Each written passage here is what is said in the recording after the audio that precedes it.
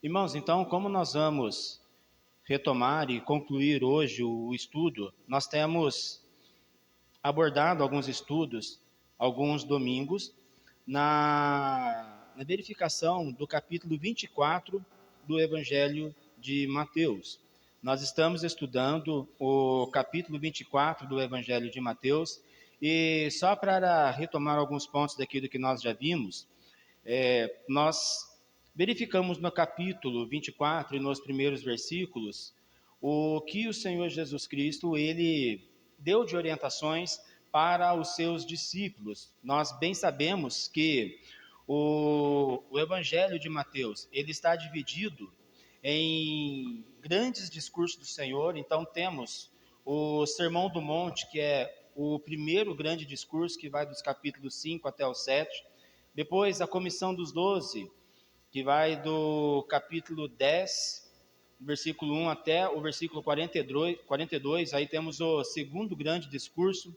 Depois, o terceiro grande discurso, as 7 parábolas do reino, capítulo 13. O quarto grande discurso, capítulo 18, do versículo 1 até o versículo 35, que vai dizer sobre a obra que lhe deste para fazer.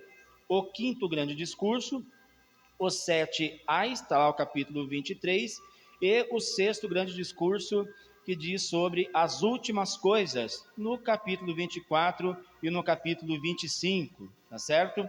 E no primeiro versículo e no segundo versículo, nós vemos aqui a indagação dos discípulos, fazendo a pergunta, mostrando o templo para o nosso Senhor, como nós vimos no último estudo, e o Senhor surpreende os seus discípulos com uma resposta, dizendo que o templo ele seria destruído e então não ficaria pedra sobre pedra naquele lugar. E é claro que após uma declaração dessa, os discípulos ficaram em dúvidas sobre quando iriam acontecer estas coisas e quais sinais serviriam como evidências das coisas que aconteceriam. Então Jesus, ele começa a mostrar para os seus discípulos algumas referências. Nós vemos que a destruição do templo aconteceu no ano 70 depois de Cristo, né? Tendo envolvimento aí da guerra judaico-romana dos anos 67 até 66 até 73 depois de Cristo, quando o general romano Tito sitiou e destruiu a cidade e o segundo templo como resposta a uma revolução judaica, tá certo? Depois disso, começa-se então as orientações dos para os discípulos, Jesus mostrando para eles quais seriam os sinais que confirmariam então, não somente, é claro que eles no primeiro momento queriam respostas para saber quando o templo seria destruído. Mas Jesus, ele responde para eles dando uma resposta mais ampla, aí então tendo vistas a consumação de todas as coisas, tá certo? Então, nos versículos 3, eles perguntam e o Senhor Jesus começa a mostrar para eles algumas evidências, tá? Então, nós verificamos que nos versículos 4 e 5, o problema do engano, né? Algumas pessoas iriam surgir dizendo que são o Cristo, que examina as profecias, é claro que não vai deixar-se influenciar por essas informações. Nos versículos 6 e 8, nós verificamos que Jesus ele continua a mostrar os sinais a respeito da sua volta. Então, falamos de guerras, rumores de guerras, fomes e terremotos, mas esses eventos não deveriam alarmar os discípulos, tá? Jesus, ele chama todos esses eventos como princípio das dores. Lembrando que a gente havia dito que Jesus usa esta linguagem tendo em vista ali uma mulher que está para dar à luz a um filho e no tempo ali, antes do nascimento da criança, a mulher sente as contrações, as dores que antecedem o momento do parto. E por que Jesus fez esta comparação? Porque quanto mais perto do nascimento, as contrações têm um intervalo menor de tempo e as dores ficam mais intensas até chegar o momento do parto. O que Jesus estava mostrando? O princípio das dores. Quanto mais perto da minha volta, do meu retorno para buscar a igreja, e então ir para o juízo final e o julgamento, os sinais vão ficando cada vez mais evidentes, num intervalo menor de tempo. Então é isso que Jesus queria mostrar. E ficando cada vez mais intenso. E então, se for verificar as guerras, de tempo em tempo, nós estamos vendo aí as guerras, em certo momento, ficando mais intensas. Nós vemos aí que as catástrofes naturais, igual terremotos, estão se intensificando. Nós falamos sobre isso. E isso serve como uma referência sobre a volta de Jesus, tá? Falamos também dos versículos 9 e 10 sobre a perseguição e os escândalos, certo? O escândalo e a apostasia mencionados não indica a perda da salvação dos eleitos, mas a manifestação de uma fé que nunca foi verdadeira, tá certo? Então vamos lá, porque lembrando aqui um ponto, a igreja sempre passou por lutas e perseguições? Sim. Irá continuar a passar por lutas e perseguições? Sim.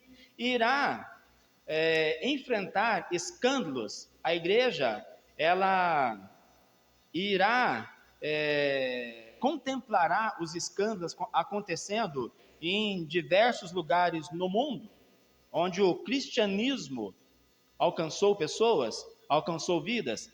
Sim, tudo isso irá acontecer. E de tempo em tempo, quanto mais próximo da vinda de Jesus, os escândalos vão aumentar, as perseguições ficarão mais intensas, a iniquidade irá aumentar, o amor das pessoas, de tempo em tempo, irá se esfriar cada vez mais, tá certo?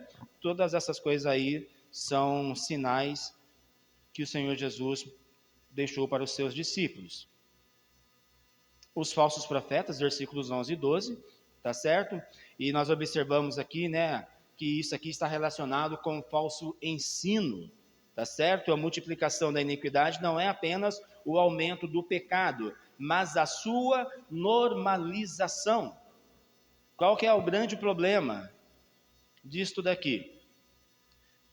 As pessoas acharem que algumas coisas que sempre foi considerado pecado segundo a Bíblia, e elas agora começam a apresentar a causa como não sendo considerado pecado, tá? Então nós já estamos vendo isso na prática, nós estamos vendo aí diversas coisas, situações acontecendo, e as pessoas simplesmente não consideram isso como pecado e como uma transgressão da lei do nosso Deus, tá certo? Então, tudo isso aí tem influência do quê?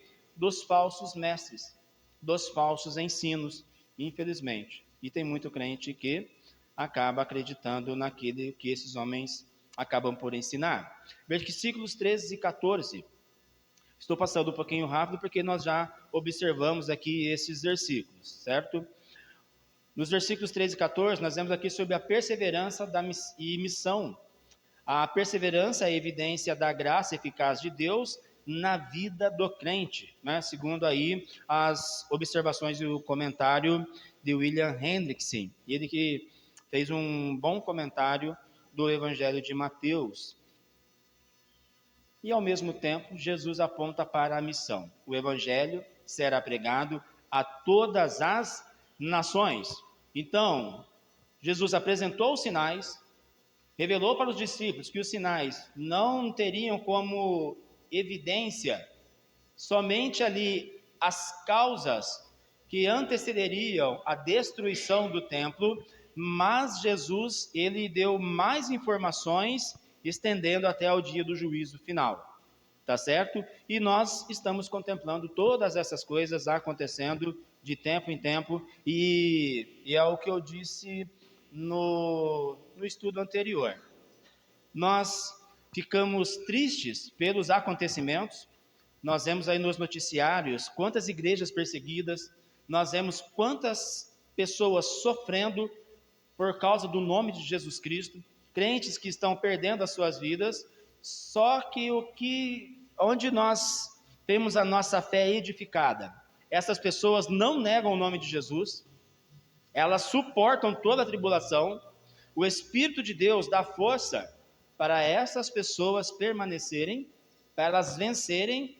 E o que nos alegra o coração, apesar de toda essa dor e sofrimento, é que nós contemplamos que as palavras de Jesus se cumprem dia após dia. Tá certo? Então basta conferir tudo aquilo que ele ensinou e dá para se ter aí um bom discernimento sobre como seria aí os últimos dias antes da volta do nosso Senhor. Aí nós entramos, queridos, na grande tribulação e aí a referência de Jerusalém, tá certo? Nós falamos um pouquinho sobre a abominação da desolação e isso aponta para eventos ligados à ocupação romana e à profanação do templo. E é claro, irmãos, que o juízo histórico funciona também como um tipo de juízo final. Deus age na história e sua paciência não deve ser confundida com indiferença. As advertências de Jesus revelam o quê? Misericórdia, pois visam preservar o seu povo. O que nós observamos aqui, queridos, é o seguinte, versículo 15, capítulo 24, quanto à primeira parte da pergunta, considerada isoladamente. Quando sucederá essa destruição de Jerusalém e de seu templo? E Jesus responde, agora, mas de maneira tal que a resposta vai além de um só evento na história. Os irmãos vão se lembrar que eu conversei rapidamente sobre isso. Quando Jesus Cristo ele fala sobre a abominação da desolação, ele está citando o quê? O profeta Daniel, certo? Ele está em concordância e ao olhar na história, qual a referência que nós temos do templo sendo profanado?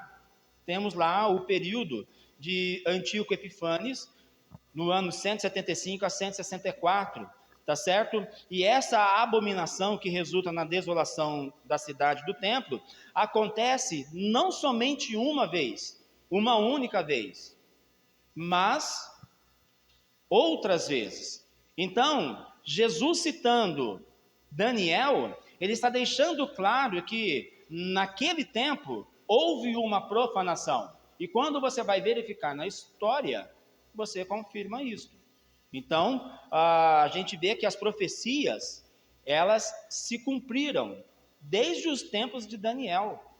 Desde Daniel, olha, Daniel capítulo 7, versículo 6. O profeta descreve um leopardo com 4 asas e 4 cabeças, símbolo do império veloz e expansivo, do império grego. E esse animal, tradicionalmente, sendo uma referência do Império Grego, sob Alexandre o Grande, cuja conquista foi rápida e abrangente. Após a morte de Alexandre, o seu império foi dividido entre 4 generais, Cassandro, Licímaco, Ptolomeu e Seleuco, correspondendo às 4 cabeças mencionadas na visão. Lembra-se da imagem, né, que eu coloquei aqui? Tentando aproximar um pouco daquilo que Daniel contemplou, né? Aquele animal, leopardo, com 4 asas e as suas 4 cabeças. Tudo isso aqui, simbologia, tá? Estava fazendo referência ao quê? Ao Império Grego. Depois, Daniel, no capítulo 8, e o versículo 8 a 12, depois, o capítulo 8, versículo 21 a 25, nós vemos que a profecia se aprofunda ao falar de um pequeno chifre, tá certo? Que surge de um dos reinos gregos. Tá? Então, Daniel tem outra visão de um animal com 4 chifres, e é claro que esses 4 chifres, fazendo referência aos 4 generais que se levantariam depois da morte de Alexandre. E esse elemento aqui é identificado como Antíoco Epifânio, rei seleucida, que perseguiu severamente os judeus. Em Daniel 11, capítulo 11, versículo 31, é dito que ele profanaria o templo, aboliria o sacrifício contínuo e estabeleceria a chamada abominação desoladora. Então, quando Jesus cita lá para os discípulos, e Mateus registra essa citação de Jesus, entendemos que ele está fazendo uma referência já a algo que aconteceu no passado. Está entendendo? Porque Deus já revelou profecias para o profeta Daniel. E aqui eu tenho aqui o comentário de João Calvino, do livro de Daniel. João Calvino, explicando e comentando o livro de Daniel, ele vai entrar bem nos detalhes e de todas as coisas que aconteceram na época, tá? Não está registrado na Bíblia porque esses acontecimentos ocorreram no período interbíblico, tá certo? Um tempo em que o Senhor não inspirou profetas para falar ao povo, tá certo? Séculos depois, Jesus retoma essa linguagem profética. Em Mateus 24, versículo 15, ele menciona a abominação da desolação de que falou o profeta Daniel, aplicando o conceito a um novo e mais amplo juízo, a destruição de Jerusalém e do templo no ano 70 depois de Cristo, realizada pelo exército romano. Tá certo? Então, deste modo, aquilo que ocorreu nos dias de Antíoco tornou-se um tipo, um padrão histórico, uma sombra, né, que aponta para um juízo ainda maior. Só para a gente conseguir organizar aqui a ideia, fixar tudo que nós falamos, quando Jesus responde à pergunta sobre quando sucederia a destruição de Jerusalém e do templo, conforme registrado em Mateus 24, a sua resposta ultrapassa um único evento histórico e assume o caráter profético tipológico, já antecipado no livro do profeta Daniel. Tá certo? O próprio Daniel fornece, então, um pano de fundo imediato dessa linguagem ao anunciar a profanação do templo nos dias do domínio grego. Então, a referência lá para conferir é Daniel capítulo 11, versículo 31 e o capítulo 12 e o versículo 11.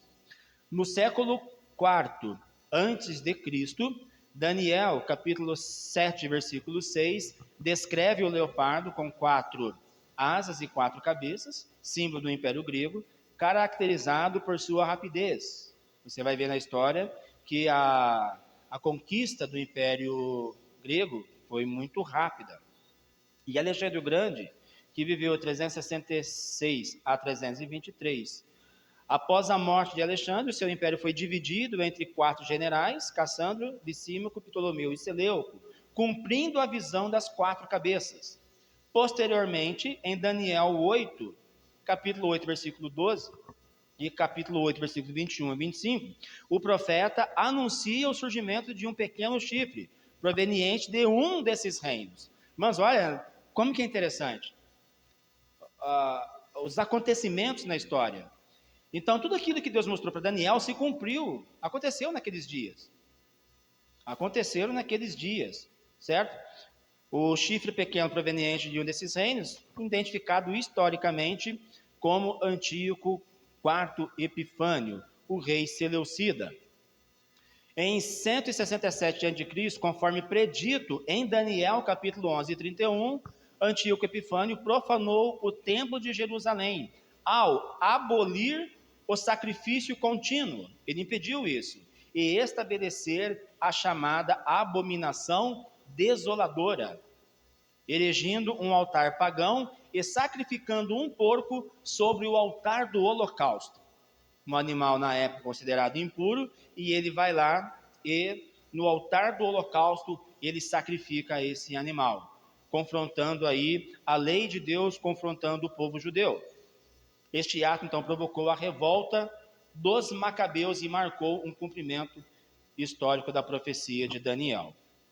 Séculos depois, no século I depois de Cristo, Jesus retoma essa mesma linguagem profética ao advertir os seus discípulos acerca de um juízo ainda maior.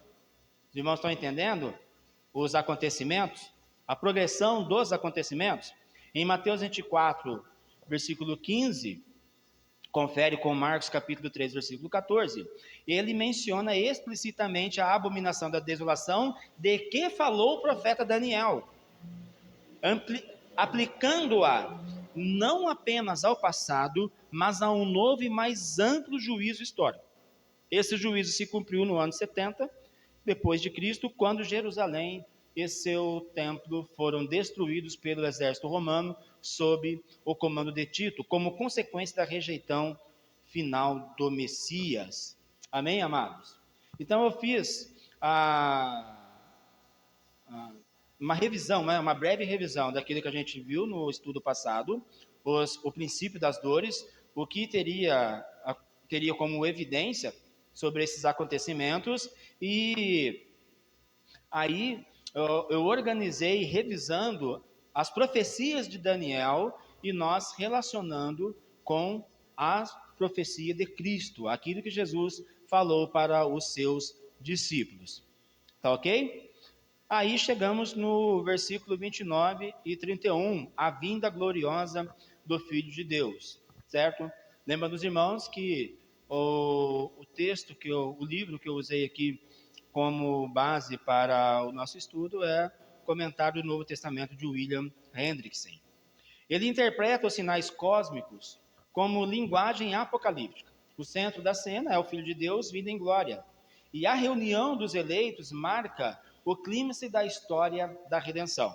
Aqueles que foram preservados pela graça ao longo dos séculos, finalmente são reunidos na plenitude da salvação.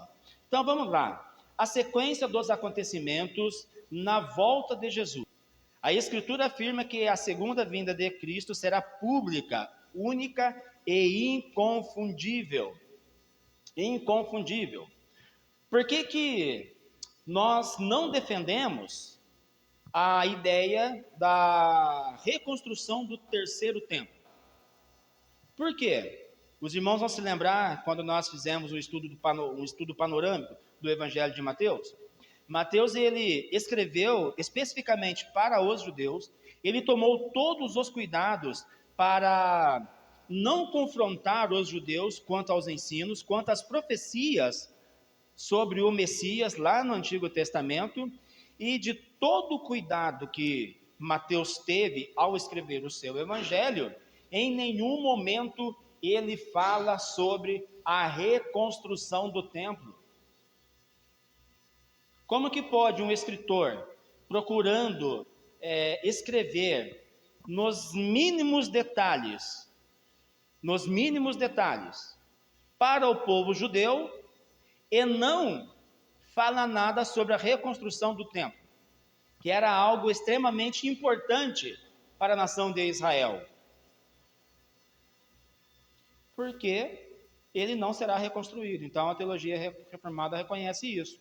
Então, Mateus não registrou isso, Marcos, no seu sermão escatológico, não registrou isso, Lucas também não registrou a reconstrução do templo. Nós não vemos o apóstolo Paulo ensinando também sobre a reconstrução do templo.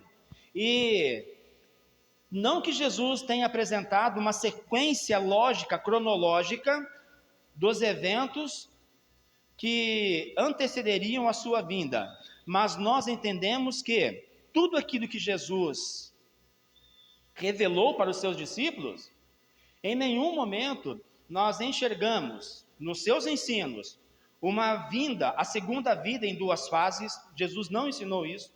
Você não consegue, na interpretação do texto, fazendo ali uma verificação bastante detalhada, você tem dificuldades para defender este pensamento, porque o texto não fala isso. Jesus fala de princípio das dores e logo depois a grande tribulação e a sua vinda. Então, qual a informação que nós temos? Mateus capítulo 24, 27. A vinda como um relâmpago.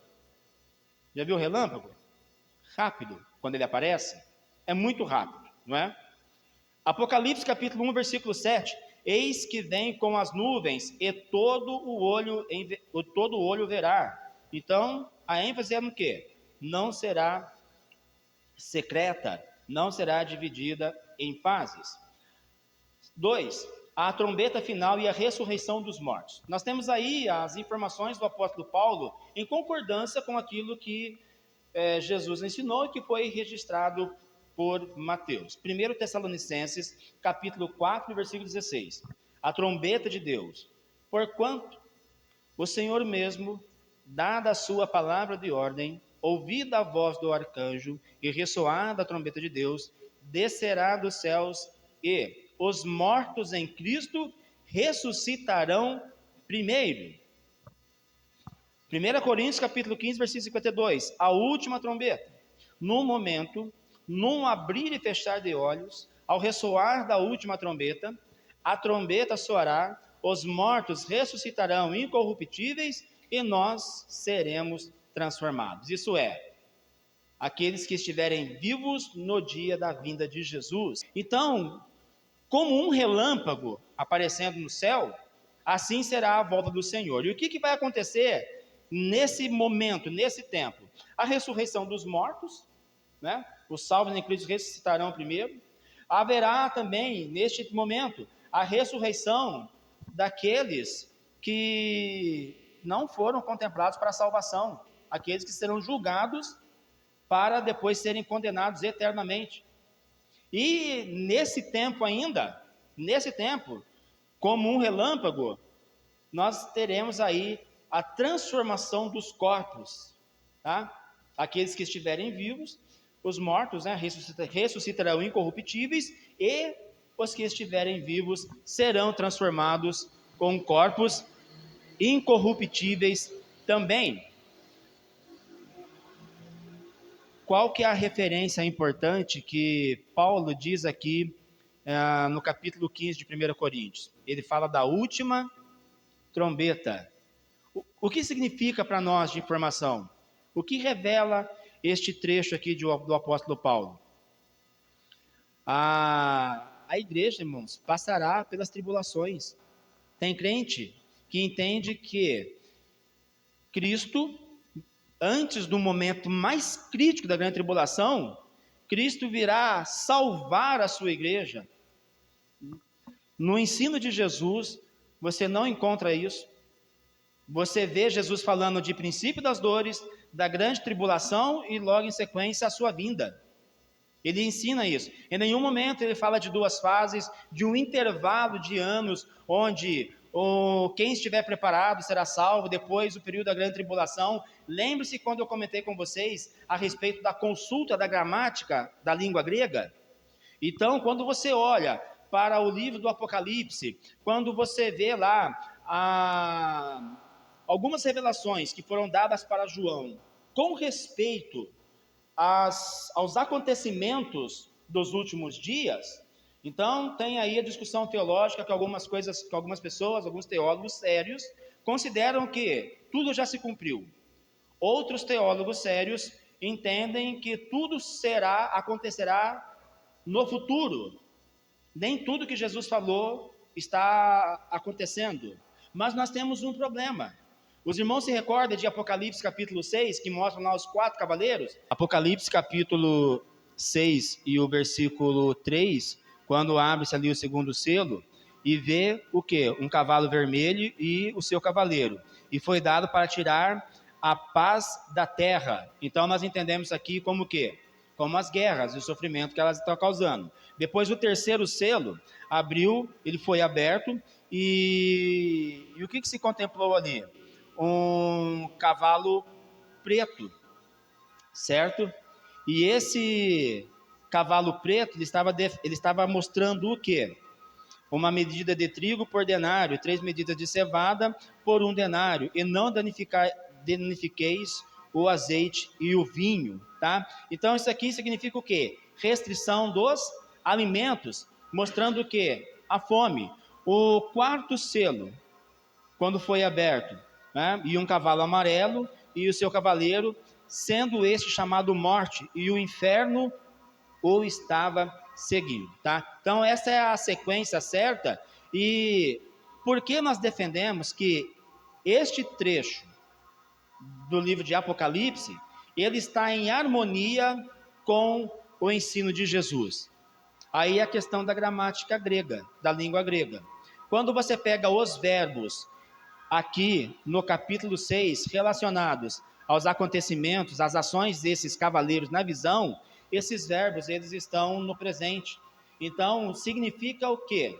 Quando João escreve, todos aqueles acontecimentos estavam em andamentos. Se estão em andamentos, é que eles ainda estão acontecendo. E nós contemplamos isso de tempo em tempo. Não tem um momento em que a profecia de Jesus, ela teve uma pausa e deixou de se cumprir. Mas o que nós contemplamos é que a palavra do Senhor ela vai se cumprindo de tempo em tempo. 1 Tessalonicenses capítulo 4, versículo 17, nós ainda encontramos, né? Depois nós, os vivos que ficarmos, seremos arrebatados juntamente com eles, entre nuvens, para o encontro do Senhor nos ares. E assim estaremos para sempre com o Senhor na glória. Terceiro, Cristo envia seus anjos para reunir os eleitos e executar a separação para o juízo final. Essas referências estão Mateus capítulo 13 e o versículo 36 até o versículo 43. Vamos conferir isso aqui rapidinho. Mateus capítulo 13.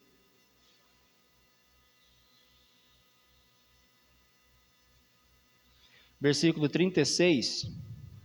Vai mostrar o que aqui para nós? Jesus explicando a parábola do joio. Eu não vou ler todos os versículos, mas o que mostra aqui? Versículo 36, Jesus pedindo, né? Os discípulos pedindo, explica-nos a parábola do joio do campo.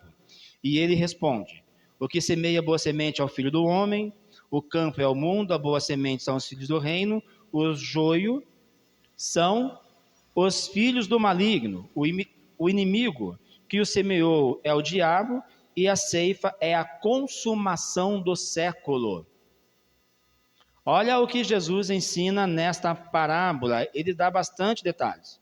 Versículo 41, mandará o Filho do Homem os seus anjos, que ajuntarão do seu reino todos os escândalos e os que praticam a iniquidade, e os lançarão na fornalha acesa. Ali haverá choro e ranger de dentes. Então, o que Jesus ensinou aqui? Que o joio e o trigo, eles estão juntos, mostrando que pessoas sérias, compromissadas com Deus, na igreja, servindo a Ele, como também na igreja, pessoas perversas, não convertidas, caminhando junto com o trigo. Não pensemos nós que joio é o mundo. Não. Na parábola que Jesus ensinou aqui, que na plantação do trigo, o inimigo semeou o joio, então o joio está entrelaçado com o trigo, ele está junto. Se você pegar, os irmãos vão se recordar uma vez que eu citei esse exemplo, se você pegar o trigo, a planta, o trigo, e você pegar o joio, colocar os dois, um do lado do outro, você não percebe a diferença, visualmente, a não ser que seja uma pessoa muito experiente. Mas onde está a diferença? No fruto. No fruto. O trigo tem fruto, tem a semente. O joio, quando você pega ele, você debulha ele, não tem nada. Irmãos, olha que comparação fantástica que Jesus Cristo deu para os seus discípulos. Então, tem muitas pessoas dentro da igreja com aparência de crente. Ele pode fazer tudo. Ele canta, ele louva a Deus, ele dá o dízimo, toma a ceia, participa da ceia indignamente, ele faz de tudo. E muita gente lá fora pensa que é crente. Só que, qual que é a diferença? São nas suas ações lá fora. Não dá fruto. E o que Jesus ensina aqui? Que na consumação do século, o Senhor mandará os seus anjos para a separação. Tá certo? Isso aqui está em harmonia com o quê? Capítulo 25. Mateus capítulo 25 e o versículo 31, o grande julgamento. Olha o que o texto diz. Quando vier o Filho do Homem na sua majestade e todos os anjos com ele, então se assentará no trono da sua glória, e todas as nações serão reunidas em sua presença, e ele separará uns dos outros, como o pastor separa dos cabritos as ovelhas, e porá as ovelhas à sua direita, mas os cabritos à esquerda. Quando Cristo vier, ele fará isso. Os seus anjos auxiliarão nesta tarefa, tá certo? Depois temos aqui a referência de Apocalipse, capítulo 6, versículo 12 até o versículo 17, o sexto selo, que eu dei a referência para vocês aqui, num paralelo com Mateus 24, os cavaleiros, né? Mostrando ali as guerras, né? A terra sem paz, a consequência da guerra, a fome, a escassez de alimento, e como consequência também a morte, né? O sofrimento. Depois, Pedro, ele vai trazer algumas informações também. Os céus e a terra em fogo. Olha o que o texto diz. Vamos conferir lá rapidamente.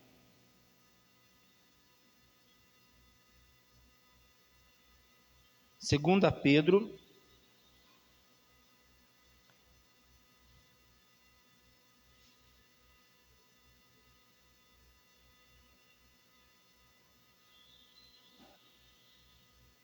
capítulo 3 e o versículo 8. Segunda Pedro, capítulo 3, versículo 8, diz assim, a palavra do Senhor. Há todavia uma coisa, amados, que não deveis esquecer, que para o Senhor um dia é como 1000 anos, e 1000 anos como um dia. Não retarda o Senhor a sua promessa, como alguns a julgam demorada. Pelo contrário, ele é longânimo para convosco, não querendo que nenhum pereça, senão que todos cheguem ao arrependimento. Virá, entretanto, como ladrão, o dia do Senhor, no qual os céus passarão com estrepitoso estrondo, e os elementos se desfarão abrasados. Também a terra e as obras que nela existem serão atingidas. Visto que todas estas coisas hão de ser assim desfeitas, deveis ser tais como os que vivem em santo procedimento e piedade, esperando e apressando a vinda do dia de Deus, por causa do qual os céus incendiados serão desfeitos e os elementos abrasados se derreterão. Nós, porém, segundo a sua promessa, esperamos novos céus e nova terra, nos quais habita a justiça. O que nós temos aqui? Deus vai destruir tudo? Não entendemos a possibilidade da restauração. O corpo não será restaurado na ressurreição? O corpo físico, o mesmo corpo? Na eternidade, nós viveremos, participaremos da eternidade na mesma pessoa. É claro que a grande diferença é que sem o domínio do pecado, incorruptível, mas será o mesmo. Tá certo? A terra, então, entende-se, a possibilidade dela ser restaurada, tá? E aí a consumação, então, conforme nós observamos na palavra do Senhor, conforme aqui no capítulo 25 do Evangelho de Mateus, tá? E o que nos chama a atenção e o que nós devemos estar atento aqui, queridos? Nós aplicamos para a nossa vida que, sempre quando queremos ter certeza se algo que a Bíblia diz está certo, está correto ou não, é só nós olharmos para a história da igreja.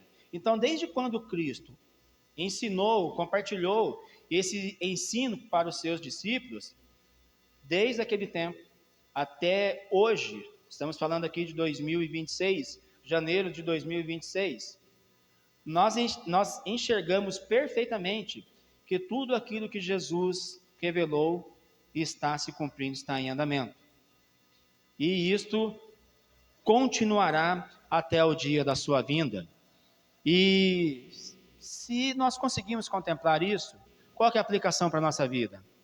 Esperar com fé, com perseverança, incentivar aqueles que têm alguma dúvida se Cristo virá voltar ou não, se essas profecias são reais ou não, se cumprir ou não, sim, contemplar e ter em mente que tudo aquilo que o Senhor disse já se cumpriu muitas coisas e continua acontecendo.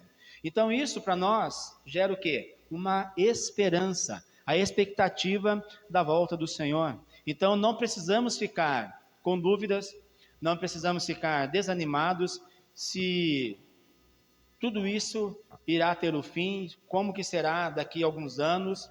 A palavra do Senhor está mostrando para nós que precisamos a cada dia ser perseverantes na presença do Senhor, até a consumação dos séculos. Amém, queridos? Vamos orar a Deus neste momento, agradecer por esse estudo? Pai Santo, muito obrigado pela tua palavra, pela mensagem. Senhor Jesus, que a tua graça e misericórdia estejam sobre a nossa vida, nos dando discernimento, que o teu Espírito nos abençoe. Sim, Senhor Jesus, queremos compreender as profecias, as referências. É claro que há revelações aqui que parecem um tanto complexas, mas nós entendemos perfeitamente que, segundo a tua palavra, tudo está se cumprindo e nós podemos descansar em Ti, que a Tua palavra ela é fiel e verdadeira. Assim, ó Deus, que a Tua bondade e misericórdia esteja sobre a nossa vida para a compreensão de tudo aquilo que foi revelado. No Teu nome nós agradecemos e louvamos para todos sempre. Amém, Jesus.